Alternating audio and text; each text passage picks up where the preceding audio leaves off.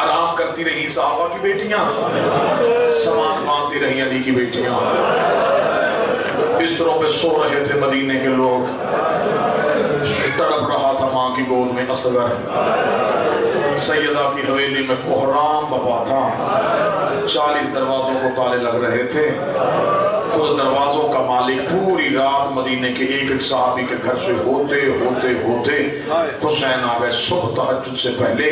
کتابیں کہتی ہیں قبر رسول پہ حسین بیٹھے، جیسے شاگرد استاد کے سامنے زانو ٹیکتا ہے ویسے ٹیک کے حسین کا نانا یزید سے کس نے کہہ دیا کہ تیرا بیٹا کوئی نہیں؟ اس نے یہ سوچ کے شریعت پہ حملہ کیا ہے کہ اگلا نبی آنا کوئی نہیں، نانا تیرا بیٹا کوئی نہیں، نانا میں انا من الحسین کے قرضے اتارنے جا رہا ہوں،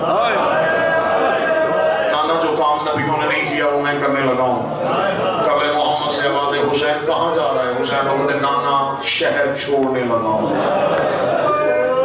اتنا جملہ کہنا تھا قبر رسول سے آواز آئی حسین شہر چھوڑ کے کیوں جا رہا ہے؟ جو غریب نے جملے کہے حسین رو کے کہتے نانا تیرے جانے کے بعد شریفوں کے گھروں کو آگ لگ جاتی ہے، جس نے نہیں ماتم کیا۔ حسین رو کہتے نانا تیرے جانے کے بعد شریفوں کے جنازے پہ تیر چلتے ہیں، نانا تیرے جانے کے بعد شریفوں کی بیٹیاں پہلو پہ ہاتھ رکھے چلی جاتی ہے، نانا تیرا مدینہ رہنے کے قابل نہیں رہا، نانا حسین تیرا شہر چھوڑ کے جا رہا ہے۔ قبر رسول سے آواز آئی کہاں جائے گا؟ زہرا کا لال رو کہتا کہیں جنگل میں جا کے اپنا شہر بناؤں گا۔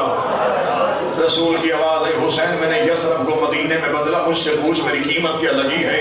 میرے پاس حمزہ کا رعب تھا، ابو طالب کی طاقت تھی، علی کی تلوار تھی، خدیجہ کی دولت تھی، تیری ماں زہرا کی دعائیں تھی، ہم سب نے محنت کی ہے تو ہم نے یثرب کو مدینہ کیا۔ حسین رو کہتے ہیں نانا تو نے مجھے غریب سمجھا ہے، میرے پاس بھی بہت کچھ ہے، میرے پاس عباس کے بازو ہیں،